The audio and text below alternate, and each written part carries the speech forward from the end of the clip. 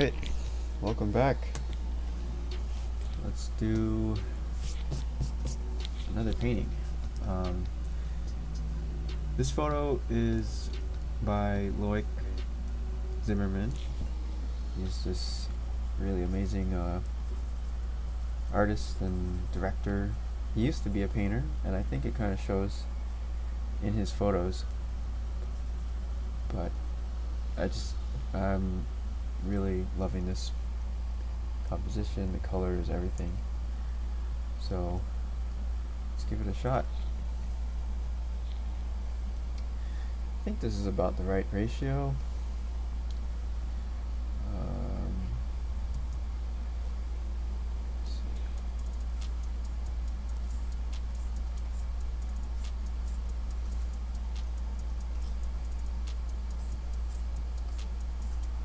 Start off with a little bit of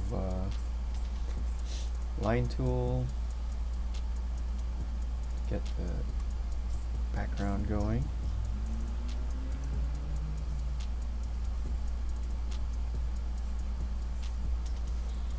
One thing I really like about his pictures is just the rich blacks. He's definitely not afraid of black. So it's really nice. I'm gonna get a new layer going. Let's add in the shirt.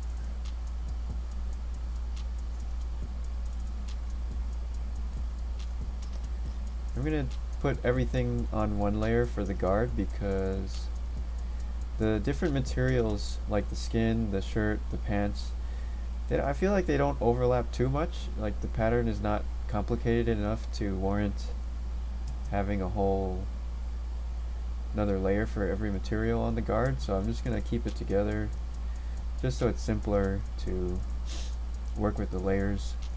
That's something we figured out with the last painting that had a lot of characters on it in Mozambique, and I'm trying to keep that efficiency going here.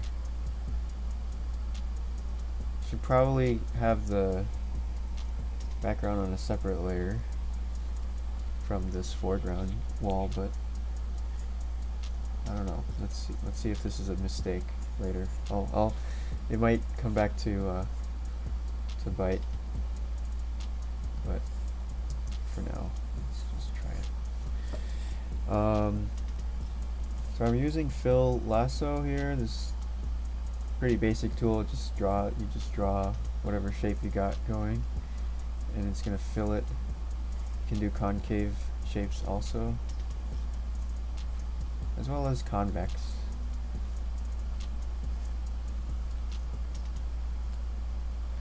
Two really fun words to say, concave and convex.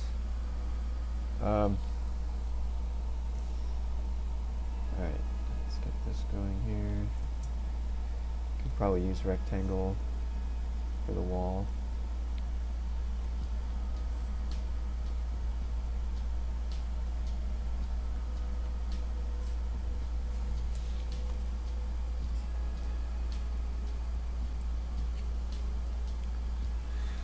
Cool thing about this composition too is basically every element is a square or rectangle except for the guard, so that's just a nice contrast. Also everything is out of focus and then he's in focus. It's just a nice contrast.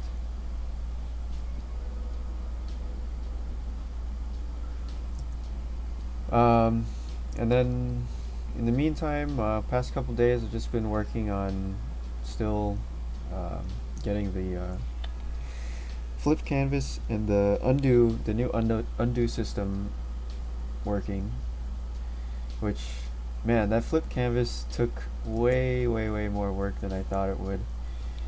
I knew it was going to be a pain in the ass, but it just never wanted to just work. It kept new little problems kept arising every time I would fix something. There'd be another thing that would pop up. There's just a lot of things that depend on I guess the scale of the canvas being positive, and when we flip the scale, it becomes it's like you're just multiplying the scale of the each layer by -1, and it just breaks a lot of stuff. But I think it's basically working now. Just maybe a couple more paintings and I'll feel confident enough to put it out. Might actually be tonight, actually. Put this up here. Alright, I'm just gonna make the front of this wall another layer, just to so I don't keep having to paint that over and over and over.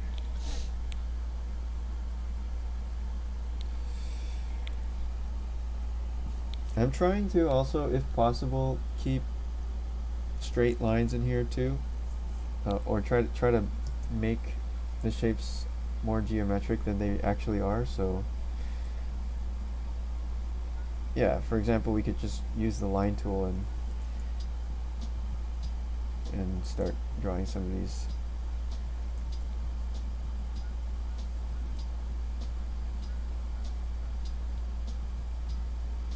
Just keeping the shapes as simple as possible, as well as the values. So basically each material here on the guard only has one value or one color yet, because we're still trying to massage the shapes and figure out the shapes. So it's easier to figure out the shapes if you only have one value, right?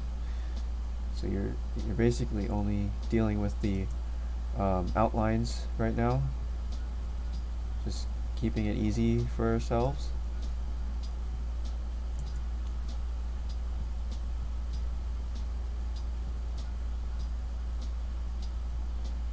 And then that way you can also use eyedropper, I guess, at this phase to like almost as a masking tool to switch between your different material masks.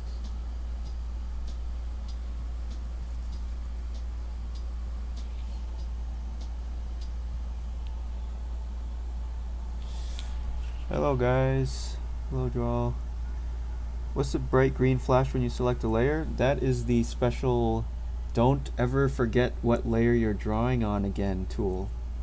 Or I mean, it's basically whenever you switch layers in Heavypaint, it flashes green so you know exactly what layer you're drawing on. And because if you guys have ever painted digitally, then I'm sure you've spent an hour or two painting on the wrong layer before, and that's always a really crappy feeling. So with my program, I want to make sure that happens as little as possible, and I've never seen another program that has a flashing layer before, and I think it's a good idea.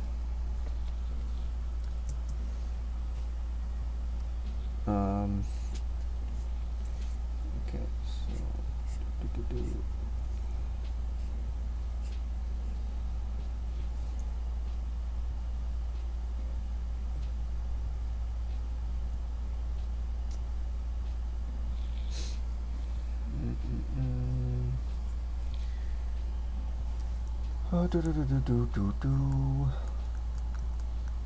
do you know how Krita does it? How does Krita do it? I do not know how Krita does it. Hello, Oof. The mirror? No, I don't know how Krita does it. How do they do it?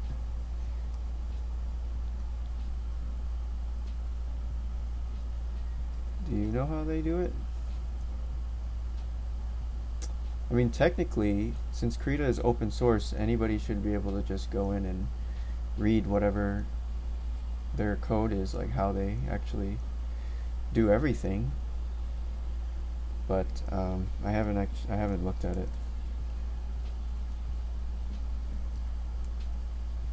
I don't even know what language Krita is written in. Maybe I'm guessing it's C++, but I don't know. If it is C++ though, C++ is way complicated. to my little artist brain. I can't understand it yet.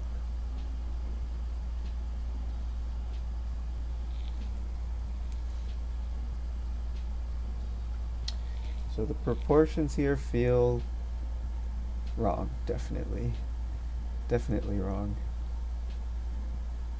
Let's see. There's a black triangle. Also, at this stage, I'm trying to just turn off my brain a little bit and only see shapes. So I'm just looking for. Oh, there's a black triangle there under his arm. There's a bluish trapezoid here. So I'm trying as much as I can to be objective about it, and basically tell my brain to have a vacation and not get involved, because if my brain gets involved, it's going to start trying to micromanage and tell me what to paint, where really I should only be listening to my eyeballs. And just tell my brain to shut up for a minute. Just for a minute.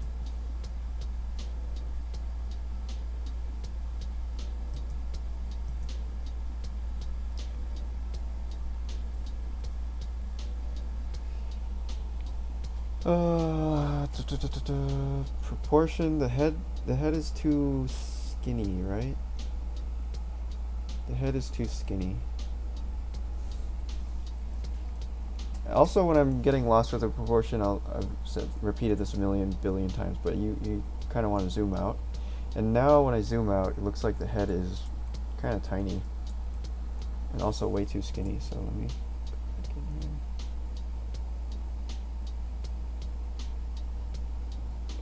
try to exaggerate it.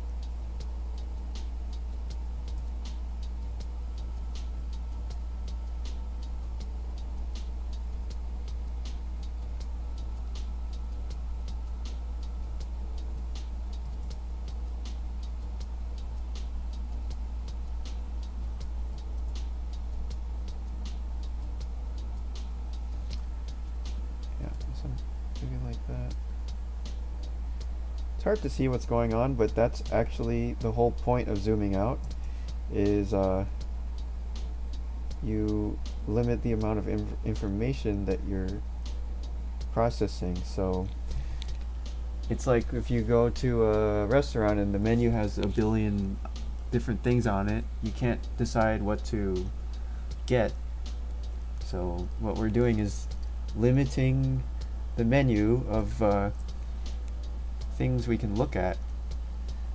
That way we don't get paralyzed by the amount of choices we have.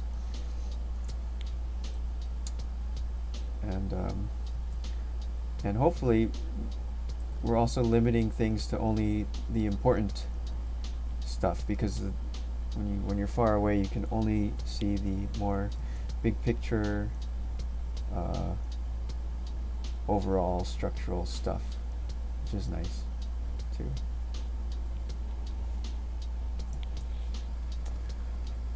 Okay, so the proportions now I think are more in the ballpark. The cheek is probably kind of ridiculous here. It's okay. It's kind of cartoony. That's fine for now. Let me go back on this thing. The wall back here, I feel like is, to me, mine feels very warm. It's like a candle type of warm, and then this one back here looks more like fluorescent light, kind of cool. So I'm gonna try to match that by just reducing the amount of red. There we go. That's it. Okay. Yes, Krita is C++, so is HP actually GDScript? Yeah, HP is 100% GDScript and Godot. And Krita is C++, so yeah, that's definitely more complicated than what I know for right now. I own HP. I appreciate the option to set the UI and accent color. I like the same for the green flash, as I need to tone it down just a bit when working at night. Well, how about this, Chuck? Would it work for you if the flash was the same as your accent color? Does that make sense? I could make it take the accent color, so you could just customize it yourself. Okay, cool. Then I'll do that. That's a good idea, actually. Thank you for suggesting that, Chuck. Okay, Roombo says, one day draw a scene from Blade Runner or Drive. That makes. Oh yeah, definitely. This kind of feels like Blade Runner colors almost. Okay, so let's go back in here. Yeah, I could see how the green would be sort of jarring if you're like in your dark cave and just jamming away at your painting. It just creeps up on you. Okay.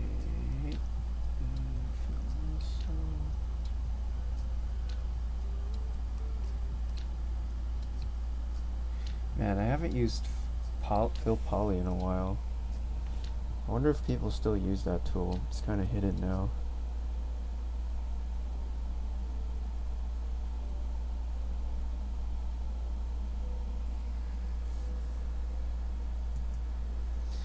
Okay, I think this gets way darker over here.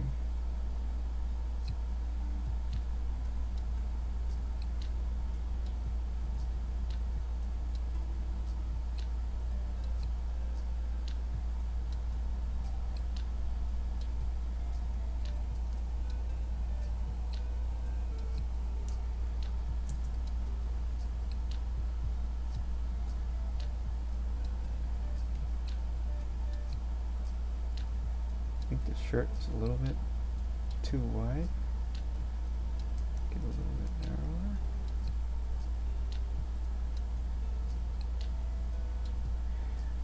narrower. Yeah, I need to learn C++ and OpenGL, because right now the way everything works with Godot Engine is you're sort of reliant upon how the engine designers set up everything for you, and I'm pretty sure there's a lot of things that could be optimized for specifically for what I need to do in Heavypaint. And honestly, I think the way video games work, which is Godot Engine is designed as a video game engine, so it's like optimized for video games, and I think the painting app requirements are sort of different. So someday, like down the line, maybe for version 3, I could see maybe next time I fully rewrite everything, it would probably, it would be more nitty gritty, like getting down to the GPU and trying to optimize all the OpenGL stuff, because right now it's not perfect. It works, but it's not perfect. Like on a super computer, you probably wouldn't notice, but it's been really tricky trying to optimize stuff for mobile, for iPads, for any kind of slower devices. It's really tricky.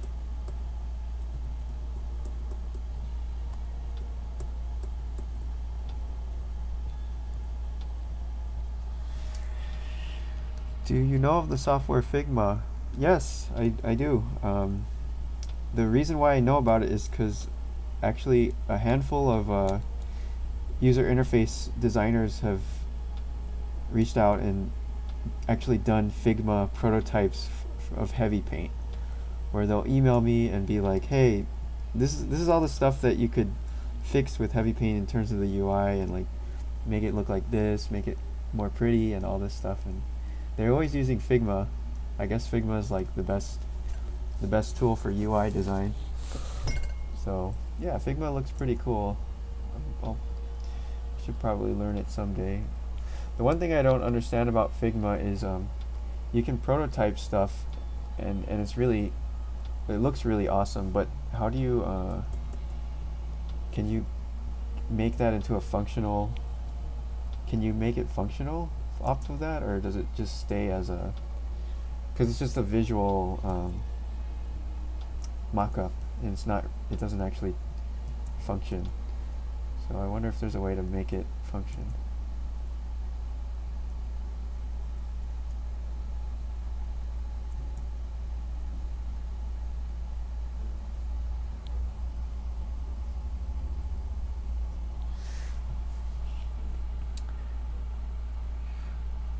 I think GDScript is interpreted. Godot does offer that you could write some performance-sensitive parts from C++, but C++ is definitely heavy.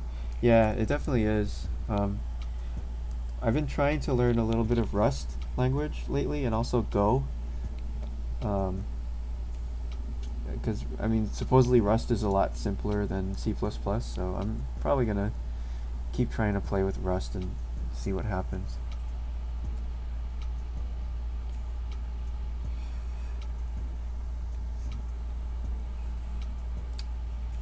I love Phil Poly because it behaved more like Lasso in PS. Oh, Jacob, if you're looking for Lasso, use Phil Lasso, which is different from regular Phil. So let me just quickly show you. So this is Phil, right? It's more like this tool. Honestly, guys, should be called Fan, because it is literally a fan out from a central point like this. Whereas Phil Lasso is more of a lasso like that. So I'm guessing this is what you're talking about when you say like lasso, like Photoshop style lasso, because this is sort of what that tool would do.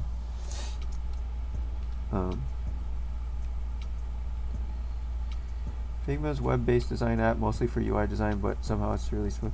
Well, in terms of performance, Figma I think has a lot less stuff to draw versus something like Heavypaint, because if you think of every stroke in Heavypaint as having thousands and thousands of points, and then you have tens of thousands of strokes, it adds up really quickly and it becomes very heavy. So that's not really something, you can't have that in real time. So the way we do it is through a system of like saving screenshots and stuff and making it so that we're only drawing one stroke at a time. Because if you tried to draw all 10,000 strokes all with thousands of points at every frame, it would be super slow. So I think Figma probably doesn't have to deal with that issue, because an interface is not made up of tens of thousands of points or hundreds of thousands of points like that. It's probably much simpler in terms of geometry than a painting.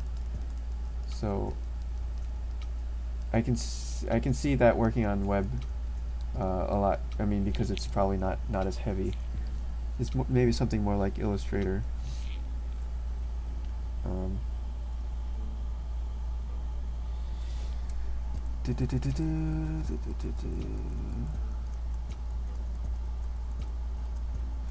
Web app and desktop app is working on something like, yeah, I mean,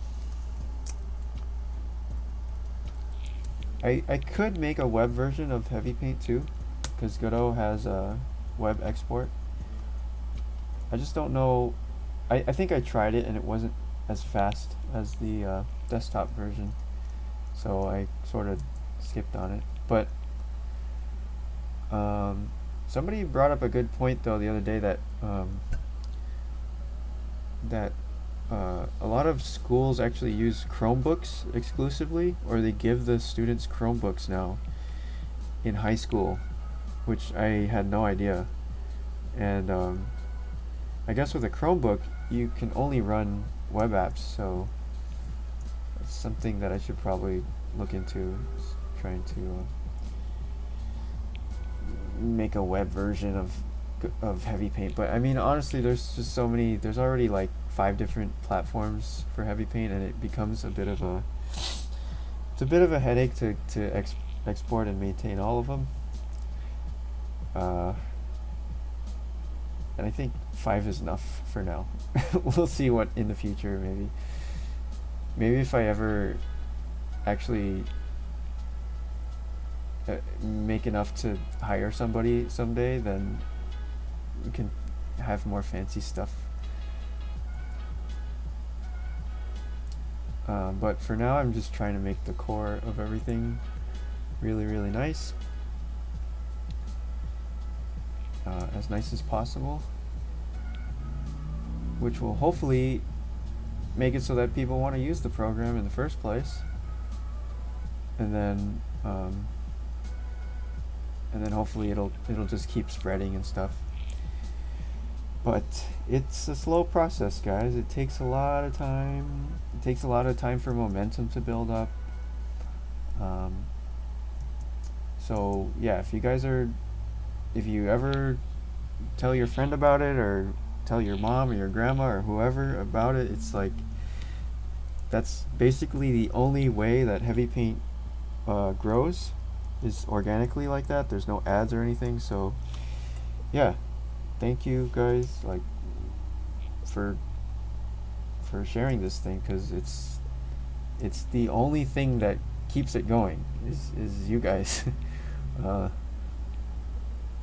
And I'm pretty amazed that it's gone this far, honestly, because it just started as like nothing. It's just a weekend project, and it just kept going and going and going, and I had no intention of ever doing this. It just happened, and the only reason I released it in the first place is because people were asking for it on Instagram and stuff. So, like, yeah, none of this would have happened without you guys.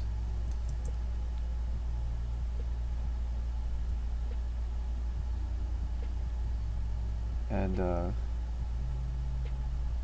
this is what I'm doing full time now. This is my whole life pretty much. So it's pretty amazing. It's pretty amazing that just like a little weekend project can sort of take over your life randomly and change it completely. So if I stop to think about it, it's kind of crazy.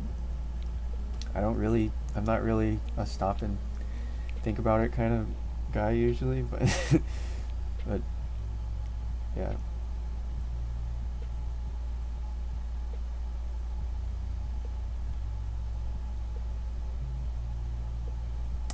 Yeah, I have a lot to be thankful for, I guess, with this thing.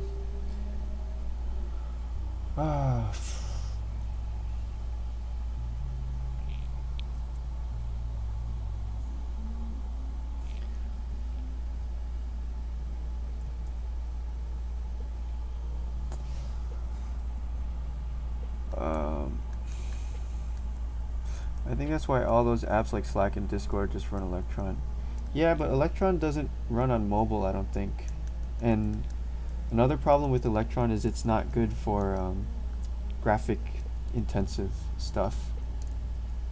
Apparently, because it supposedly it takes up a lot of resources just by default before you even add anything, which is not good, especially on mobile.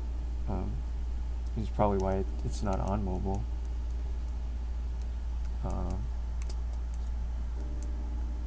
Wait, you've run Heavypaint on Chromebook as an Android app? Oh, so you can run Android. All right, then I don't need to do a web app.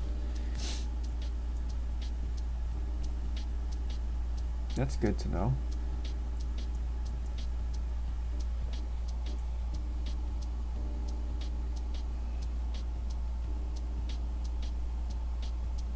I mean, yeah, that makes sense because Google made Android, so they should probably have Android stuff on their devices.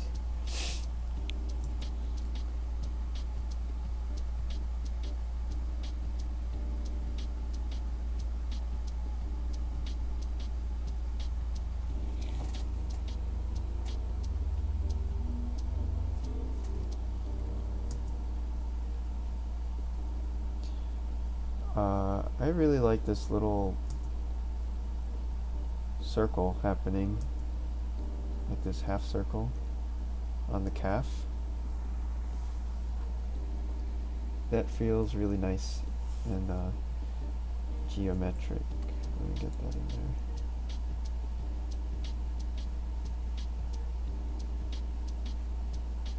Hey, and undo is working pretty good actually so far. Let me save this before I lose it.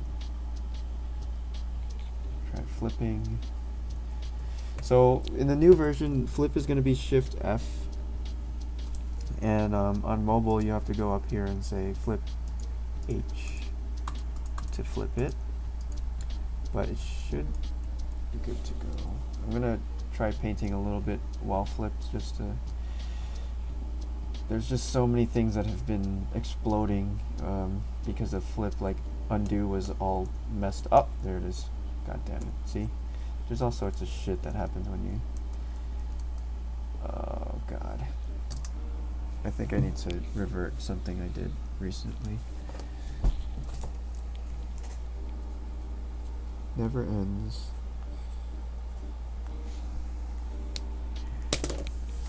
Yeah, so... undo... Why is it... That shouldn't happen. Huh. Oh, thanks for subscribing, Matthew.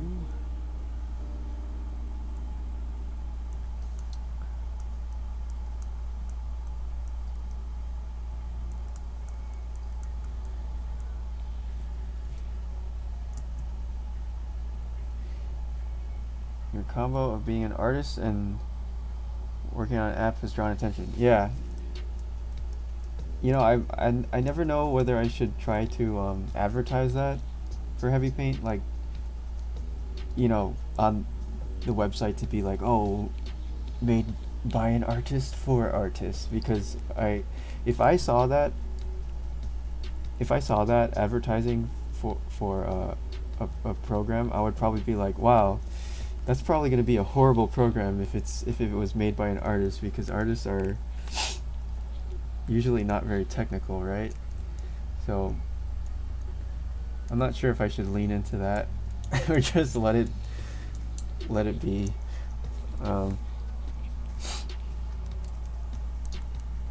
What tool do you find yourself using most of the time to soften edges?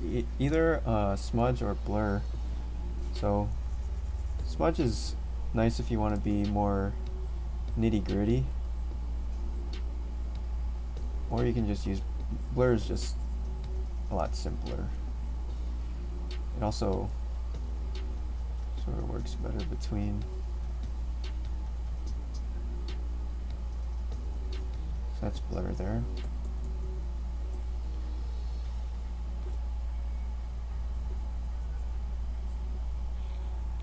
It's pretty nice.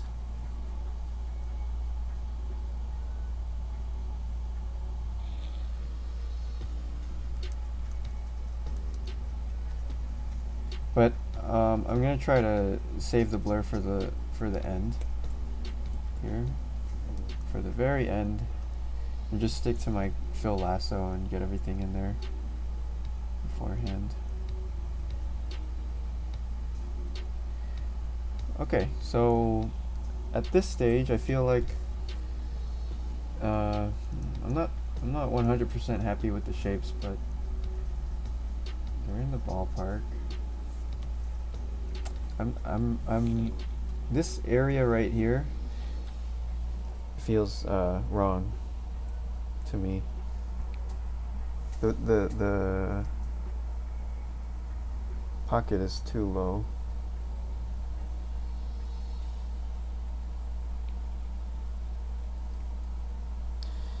And I think I should try to get these nice triangular these orangish triangular shapes in there. So let me try that first. So it's like about that value, but way more orange and less bluey. And like that, right?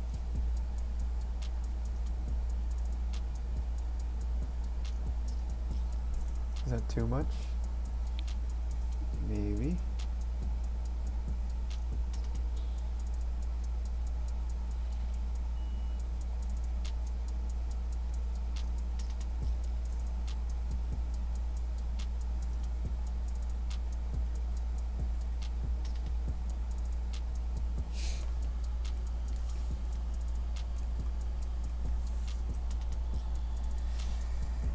Can we import a color palette? Yes, you can. Here's what you can do is just go Control I and then go look for your color palette, whatever it is. Here, let's say this is my color palette. Oops, wrong program. Go to Heavypaint first, then hit Control I and look for your color palette.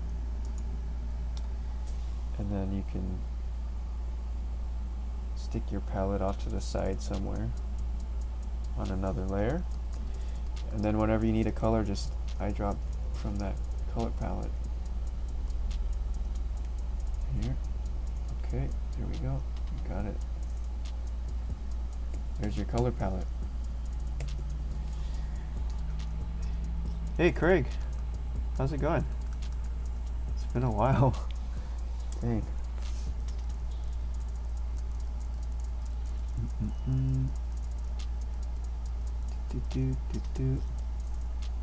Oh man.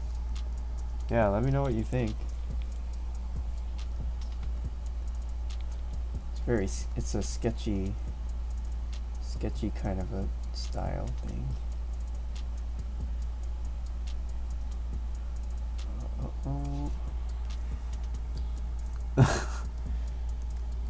Yeah, man. It has been a long time.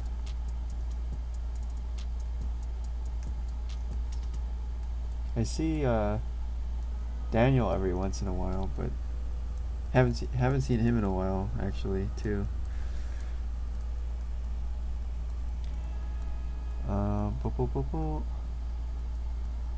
Hello Bane. Hi Gigi.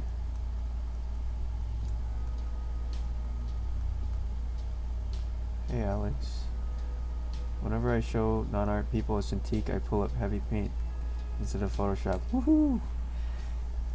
That's awesome.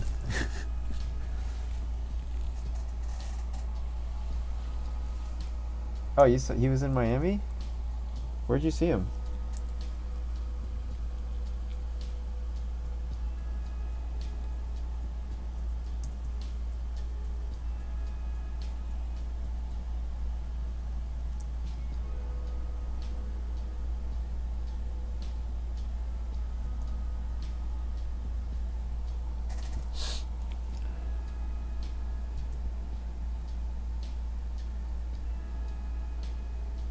And I was just watching like a Dash promo video last night.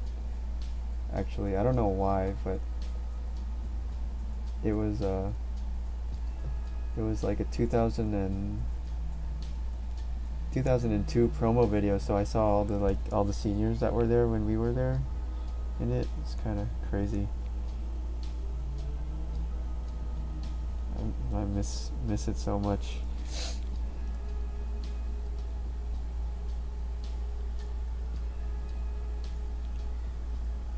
Yeah. It had like Ian Cologne and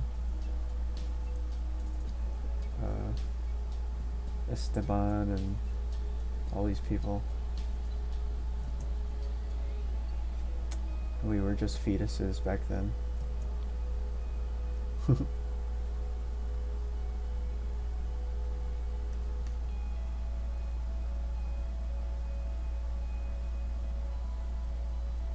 Alright, let's get his badge.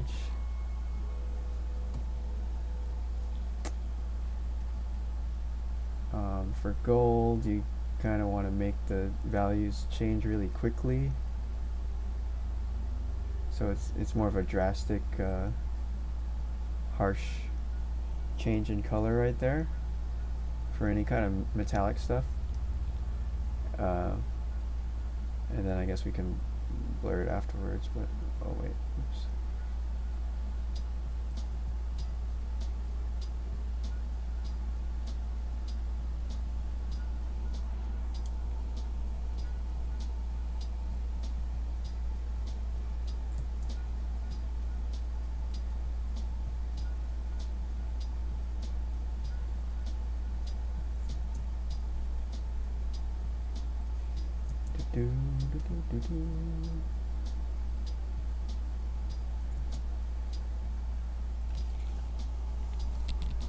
Photoshop CS6, damn. That's ancient now. I don't even have Photoshop anymore. I have 0 Photoshop on my computer, guys. I've given up.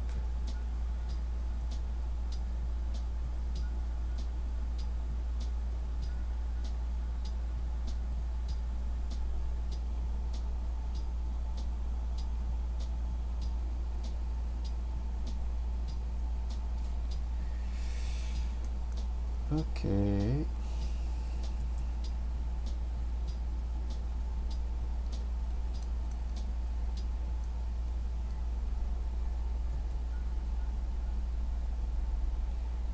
then this cool, not badge, a cool patch up on the shoulder. Kind of greenish.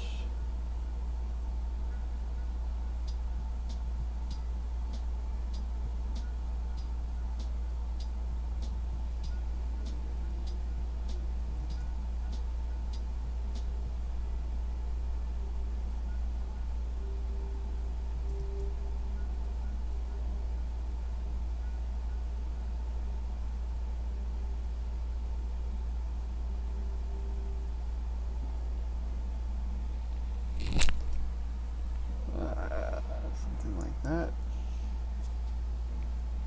Actually, I should do this right. It's more of a rounded. It's like the two parts come in rounded. Just do it right.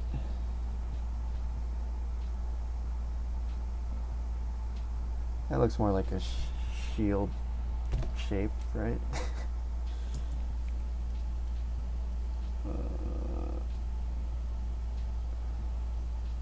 I'm gonna try to get the border really thin. Okay.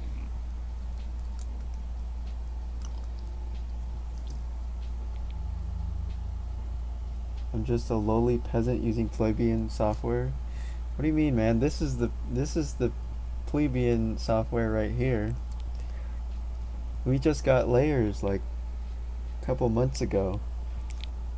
We're in the Stone Ages here. This is cave painting. I should have called it cave paint. 'Cause that's what it is, basically. This and Spline are gonna be my favorite software. Oh, I've never heard of Spline. I like to see you draw a marble ball. Something about marbles, very interesting. Huh.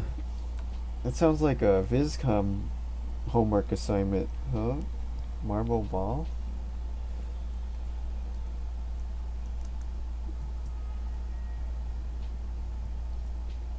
Alright, well, I will think about it.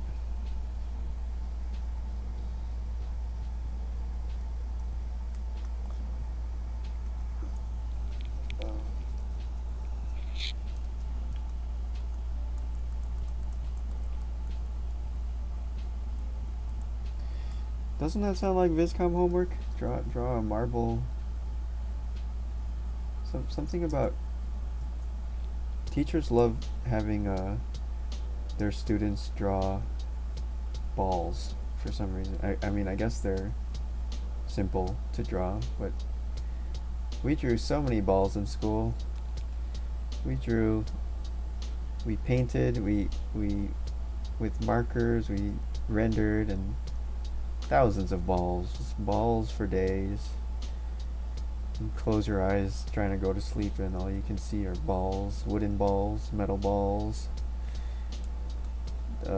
furry balls, brick balls. I don't know. They just really wanted us to know how to draw balls. To prepare us for the real world, I guess. Of ball drawing. I mean, I guess a lot of stuff is made out of balls. Mixed with squares.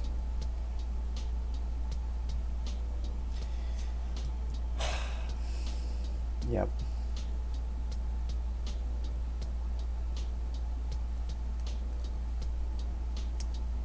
Paid good money to learn how to draw those balls. Look how far it's gotten me.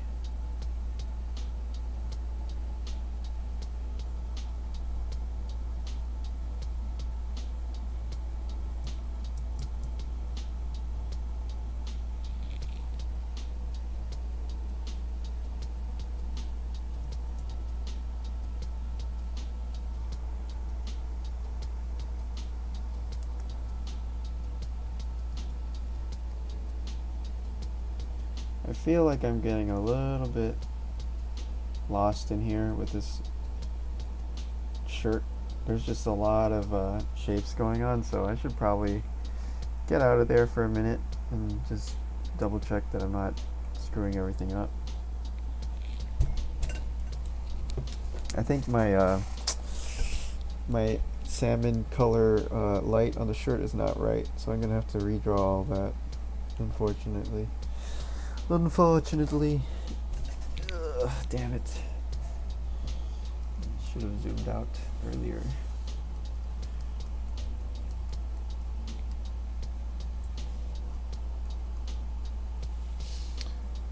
Is his head too big? Maybe.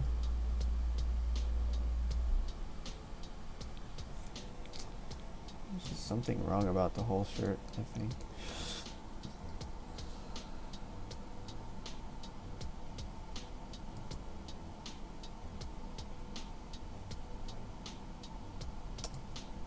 The head. You know what? I'm gonna chop off the head. Let's go and duplicate this layer. Takes a little while now. Oh shit. Duplicate layer is broken. Damn it. What did I do? I'm breaking stuff now.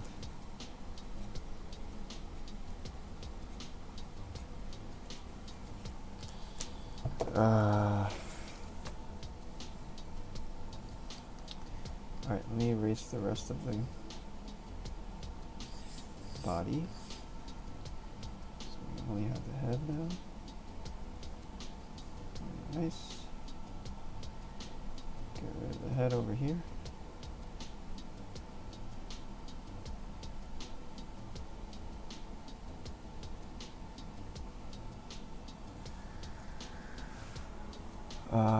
Oh, I hope I'm better at painting than in high school. That was a while ago.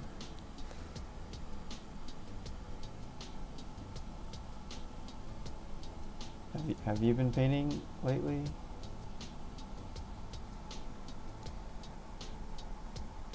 Color process ink. Oh yeah, nice.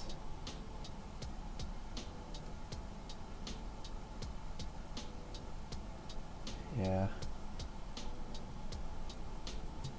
Man, I haven't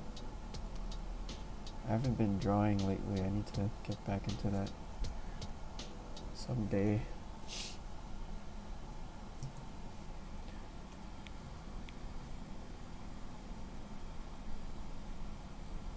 Oh, it's too bright.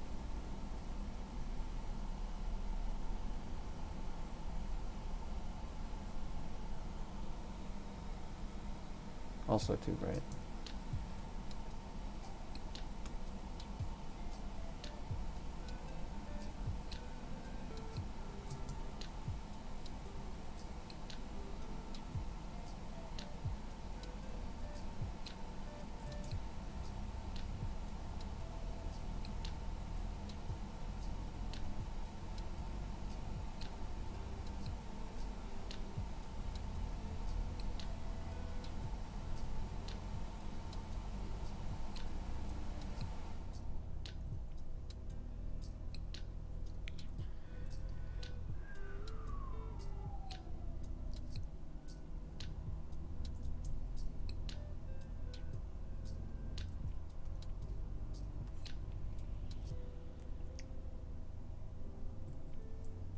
Okay, then we can adjust the head by itself.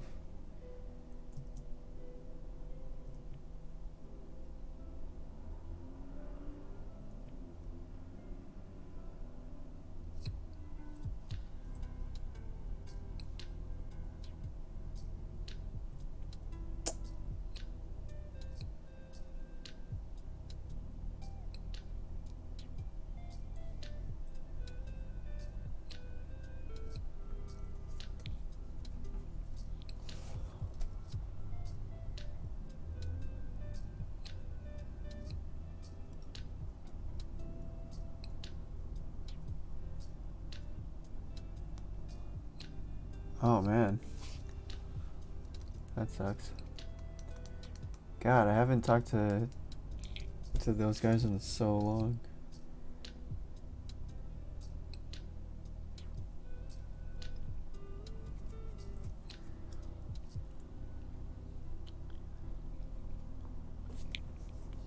Yeah, it's crazy. Everyone just ended up all over the place, huh?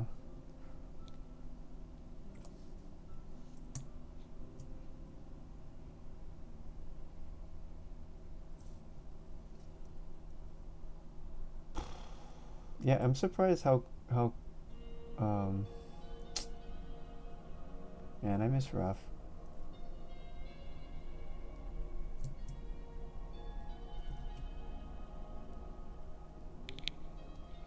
I wonder if well.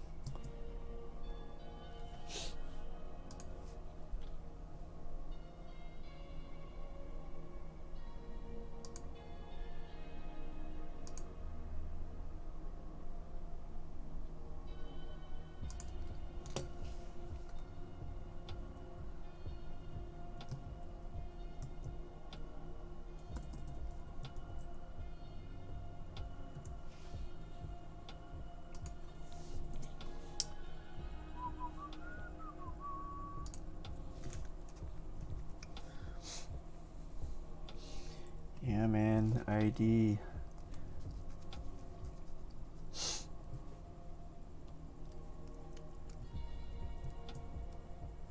Oh, that's good. She's retired, I guess. Man, one thing by the way, guys, sorry we're having this conversation, but Miss K was our industrial design teacher, and we were like crazy little kids, and she had to sort of whip us into shape and get us to be serious and get us to actually sit down and draw.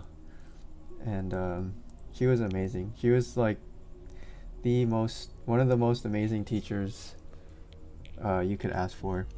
Like, I don't know, it, like, we were so lucky to have her. Definitely one of those people that kind of changes the direction of your life.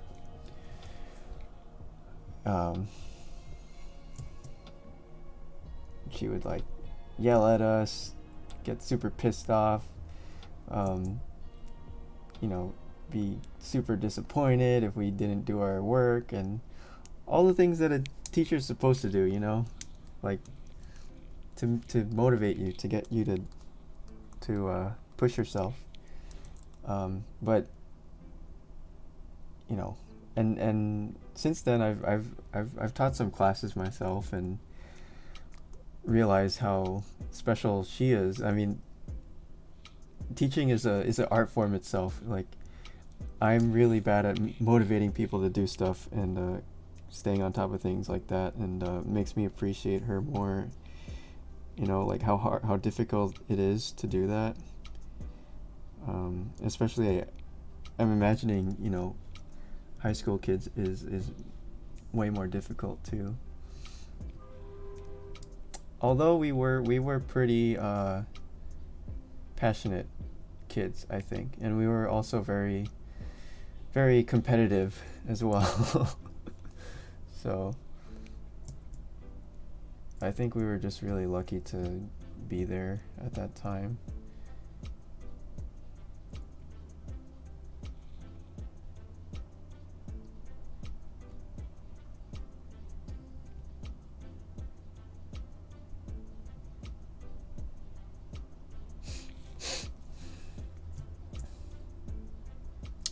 But yeah, it's freaking hard to get people to do homework or do anything really. It's like you can't just tell someone to do homework. They're not gonna do it. You have to, like, there has to be a fire under their ass, and they have to want to do it too. They have to like know how important it is. It's not easy.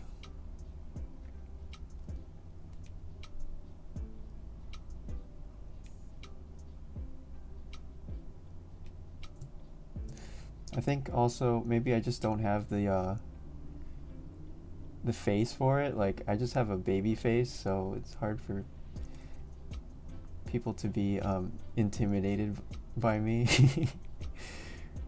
Because Miss K was really intimidating. Like, if she stared at you, she had these like laser eyes that could just burn a hole in your soul if you you know, if you were, you know, being bad, or if you disappointed her or whatever. She definitely had the death stare down, which I guess is an essential tool for a good teacher.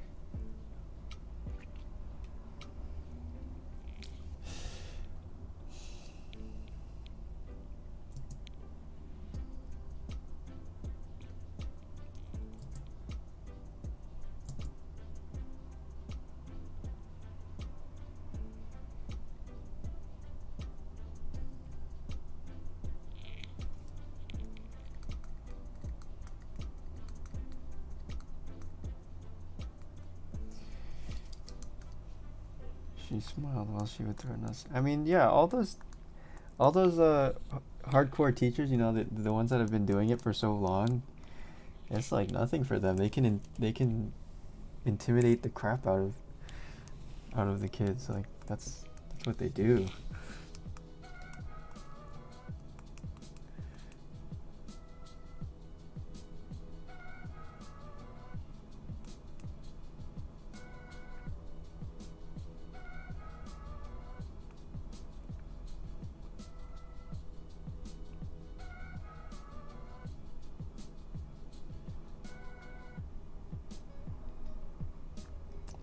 Yeah. Thanks, Craig. Yeah, my parents are doing okay. Hope your family's well too.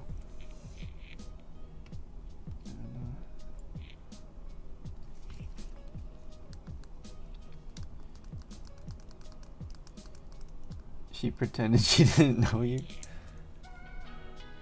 Oh.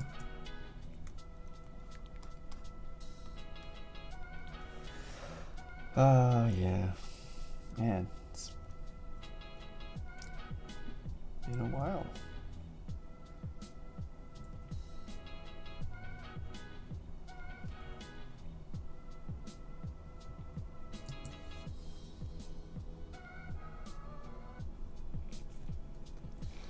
Okay, I'm gonna try to get this stuff in the background going. It's pretty simple stuff back here. Maybe we can treat it very abstractly. So I'm just trying to give it like that outer bluish color first, the bluish green.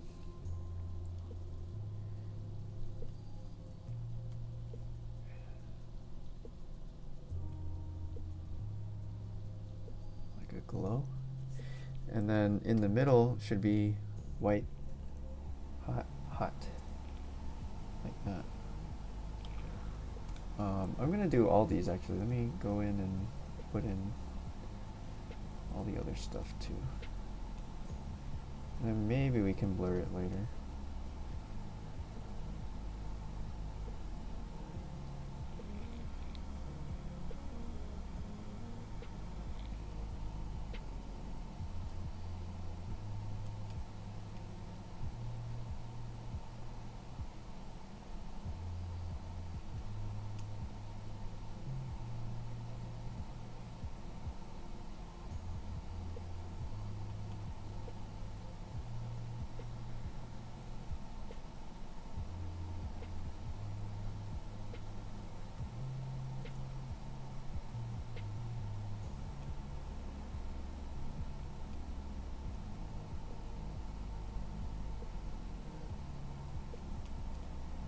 Let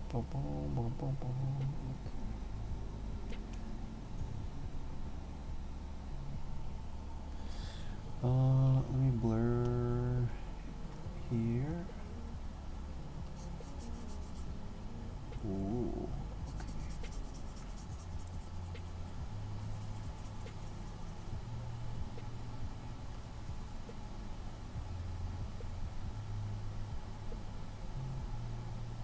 These are tricky because they look blurry, but they're actually sharp. Huh. Like these little things. Oh. No, I'm gonna try a different way. Yeah. Or actually, maybe I should have just kept what's there. And then we can do like that. Just make a half moon around it. Like this, half moon. And half moon. Half moon.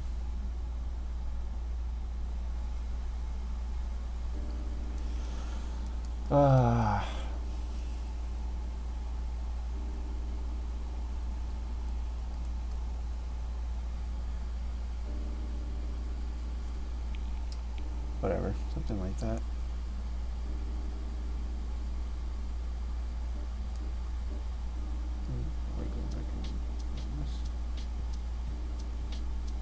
Oh, it's pretty blurred, that back here, everything.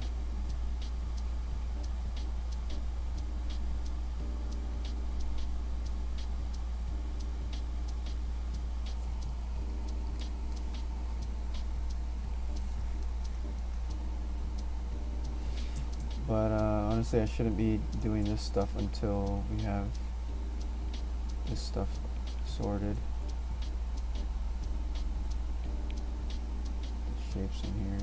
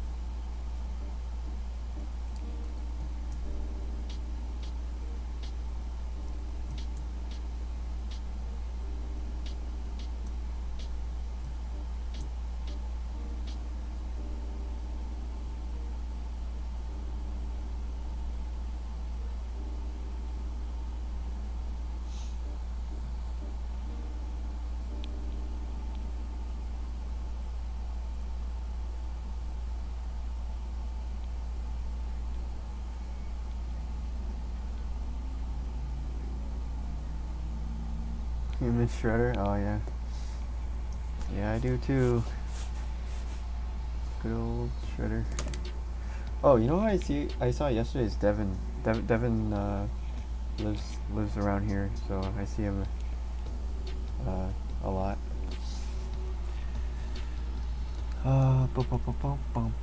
Small request, don't overwrite the tool name when writing things like redo. Maybe 2 separate labels, one for tool and one for action. I'm not sure I totally understand Don't overwrite the tool name when writing things like redo. So you're making a new tool with the name redo, and it's overwriting the old redo? If so, that shouldn't happen. So I pick a tool name and the tool shows up like blur. Yes. Then I do something and the tool name is replaced by the something I did. I'm not understanding. So if you pick fill lasso, for example,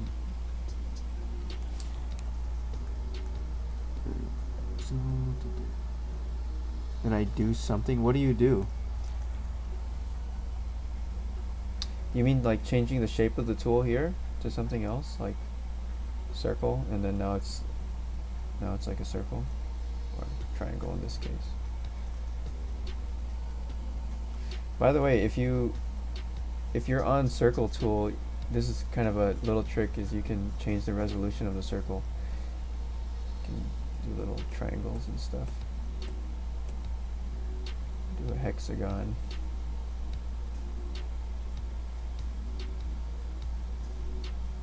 Woo. But yeah, I guess that is a little confusing, but it's just how it works to have the flexibility. So any of these tools can be changed to behave like any other tool. These on the left are just presets named. So this name could be anything, really. It doesn't have to be fill lasso. Just hit Control Z and the tool name is replaced. Really? What do you mean?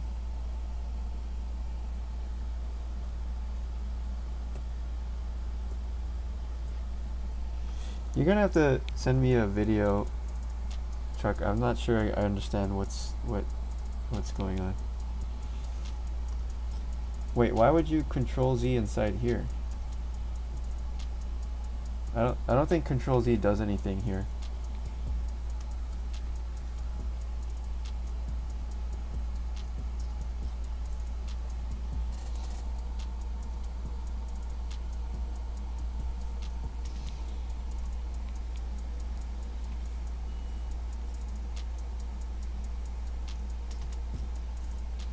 I am confused. As usual.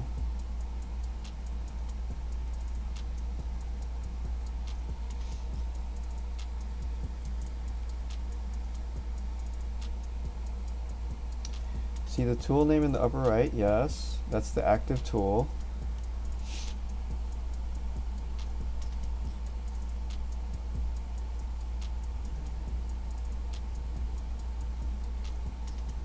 Yes, last active tool always shows up in the top right. Whoa. Hello, Robert. Thank you. And then that name is replaced if you take an action like Control Z. I'm doing Control Z right now, and it's not changing what's up here. This up on the top, it's just going to show whatever the last tool was.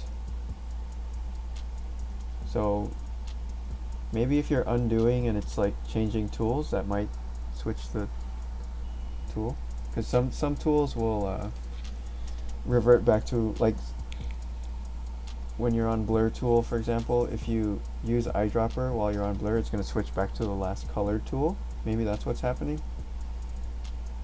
So you thought you were on blur, but then now you're on fill because that's the last colored tool, and we switched to the last color tool in eyedropper mode because you're picking a color. So it assumes that you want to use a color tool.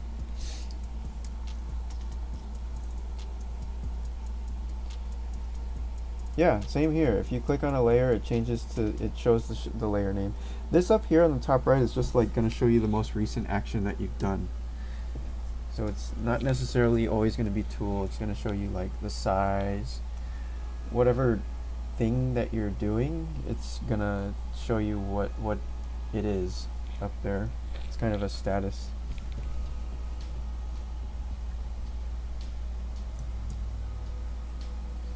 Anyway, just send me a video if you want to heavypoly@gmail, and I'll take a look at it. I think we're a little lost in translation here. I don't know what's going on.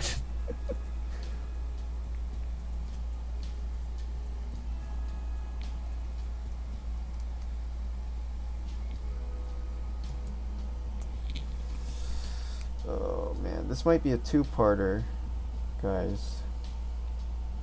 I think I've been going for a little while. For some reason, it's getting very hot in here. I think I need to go open all the windows, and I need to fix these little buggos for tomorrow, because I'm getting this stuff ready for a high school to start using. I'm very excited about it. So yeah.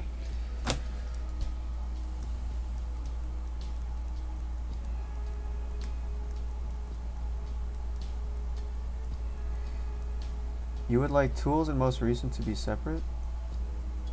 So you mean like having two separate status bar areas?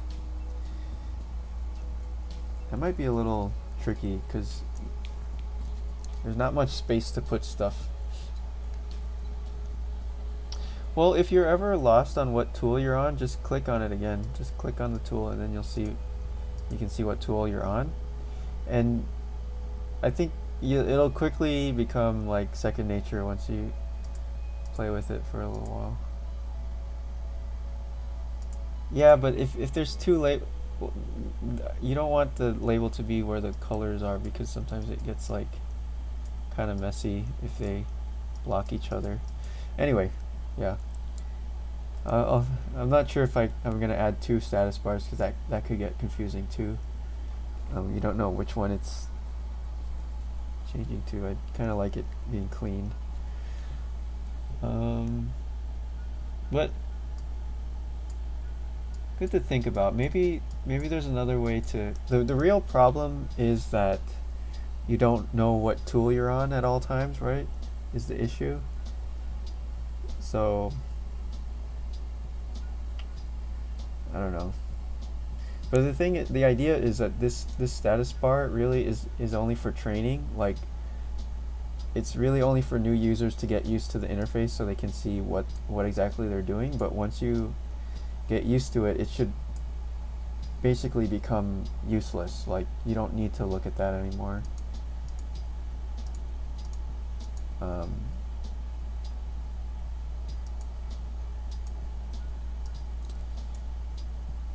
Anyway, I'll think about that and see if there's maybe a better way.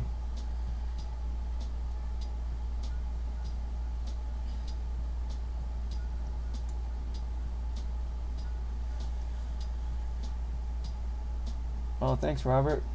I'm glad it's clicking. Yeah, that's the idea, guys. Is it's a little bit there's a tiny bit of a learning curve to everything. Like, the knobs is a little bit weird, and having these tiny little tools is a little weird. But I think in the long run, though, once you get used to it, these things are really, really powerful, having all the tools out here, because usually an app will hide all the tools behind a menu, and that's really not great if you're switching tools a lot, because that's like double the amount of clicks every time. Every time you want to get a new tool, you have to click on the menu, and it's nice because you have a menu and you can see the names of all the tools, but at the same time you have to click twice to get those tools. So these are more like shortcuts. And I guess another way you could work is just click on the tool twice and then pick from this menu, which is more similar to like a typical tool selection interface. So you could go this way until you get used to the tools, and you can also like turn off tools if you don't want them, like just unfavorite them, and then you can even turn off like eyedropper and redo. I rarely use redo actually, and then that'll make it simpler so you have less things to worry about, you know. So I mean, I do use most of these tools though, so probably don't use transform.